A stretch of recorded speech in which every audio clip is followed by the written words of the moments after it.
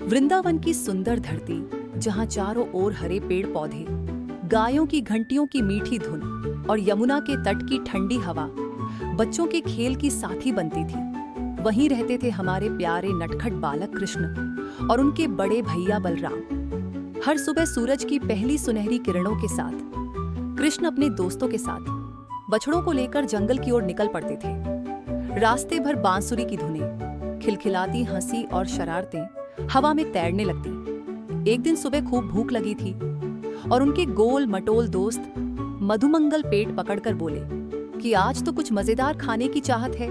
कृष्ण ने चमकीली आंखों से मुस्कुराते हुए तालवन के मीठे फलों का सुझाव दिया, जो दूर से ही देखने पर मुंह में पानी ले आई। मधुमंगल ने तुरंत हामी भर दी और बाकी सभी दोस्त भी खुशी से कूद पड़े।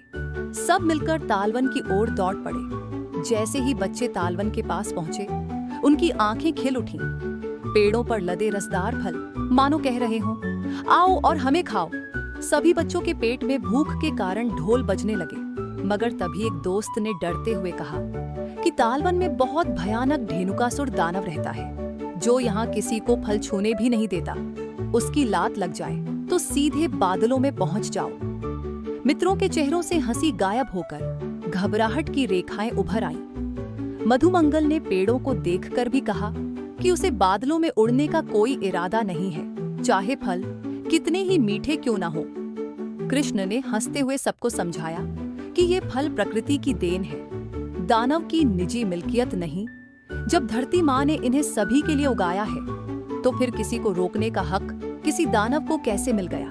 कृष्ण की बातों से सभी दोस्तों के दिल में हिम्मत की धूप खिल गई और बलराम आगे आए। उन्होंने कहा कि आज हम फल खाने की परमिशन खुद लेकर रहेंगे। बलराम एक पेड़ के पास जाकर उसे जोर से हिलाने लगे। पेड़ जोर से हिलने लगा और फल गिरने की तैयारी में ही थे कि अचानक जंगल में से भारी कदमों की गर्जन भरी आवाजें आने लगी। झाड़ियों के बीच से काला भारी भारी सांसें लेता लाल लाल आंखों वाला धेनुकासुर दानव निकला। उसका शरीर गधे जैसा था, लेकिन ताकत किसी पहाड़ से कम नहीं। वह गुस्से में दहाड़ा कि उसके तालवन में घुसकर कौन फल खाने की हिम्मत कर रहा है। मधुमंगल तुरंत डरकर कृष्ण के पीछे छुप गया। कृष्ण ने आगे बढ़कर धेनुकासुर को समझाने की कोशिश की। बोले कि यह फल पेड़ ने उगाए हैं, धरती माँ ने इन्हें सभी के लिए दिया है, न कि किसी एक के लिए। मगर धेनुकासुर अहंकार में चिल्लाया कि उसकी ताकत ही उसका मालिकाना हक है, जिसे वह रोक देता है वही उसका गुलाम। धेनुकासुर झपटकर बलराम की तरफ बढ़ा। बलराम शांत मगर तैयार खड़े थे। धेनुकासुर जितनी तेजी से आया, बलराम ने उतनी ही तेजी से उसकी टांगें पकड़ ली और उसे हवा में गोल गोल घुमाने लगे। हवा भी घूमने लगी और फिर एक जोरदार झटके से बलराम ने उसे दूर फेंक दिया। धेनुकासुर पेड़ से टकराया और ढेर सारे फल नीचे गिर पड़े। मधुमंगल खुशी से कूद पड़ा और फल बटोरने लगा, मगर धेनुकासुर अभी रुका नहीं था। उसने जोर से चीख लगाई कि उसके भाई जल्द ही उसकी मदद के लिए आने वाले हैं। देखते ही देखते कई और दानव मैदान में उतर आए। सबकी आंखों में गुस्सा और टांगों में बिजली जैसी ताकत। बच्चे घबरा गए, लेकिन कृष्ण पूरे आत्मविश्वास से बोले कि जब दोस्त साथ हों तब डर को जगह कहाँ मिलती है। भीषण लड़ाई शुरू हो गई। एक बड़ा दानव कृष्ण पर झपटा, मगर कृष्ण फुर्तीले पक्षी की तरह उछलकर उसकी पीठ पर जा चढ़े और उसके कान पकड़कर बोले कि फल बच्चों के लिए है और दूसरों को अधिकार से वंचित करना गलत है। दानव चीखते हुए नीचे गिरा और बलराम ने बाकी दानवों को भी पेड़ों से टकराकर ढेर कर दिया। हर बार फल गिरते और बच्चे खुशी से ताली बजाते। आखिर में धेनुकासुर और उसके सारे साथी हारकर जंगल की दूरियों में गायब हो गए। तालवन में फिर शांति लौट आई। जीत के बाद बच्चों ने मिलकर तालवन के फल खाना शुरू किया। मधुमंगल तो मानो रस की नदी में डूब गया।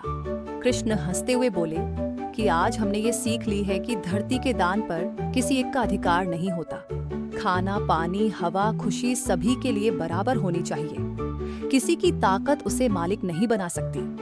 बलराम भी बोले कि जो लोगों को डराकर उनका हक छीनते हैं, वे कभी सम्मान नहीं पा सकते। मधुमंगल ने तुरंत एक और फल गटक लिया और हंसकर बोला कि वह बस क्वालिटी टेस्ट कर रहा है। सब खिलखिलाकर हंस पड़े। उनकी हंसी तालवन में गूंज उठी, जैसे पेड़ों ने भी राहत की सांस ली हो। उस दिन के बाद तालवन के फल किसी के डर के बिना सभी बच्चों के लिए उपलब्ध थे। कृष्ण और बलराम ने सिर्फ एक दानव को हराया नहीं, बल्कि उस सोच को हराया जिसने दूसरों के हक को ताकत के बल पर दबाने की कोशिश की। तालवन अब खुशियों का बगीचा बन गया।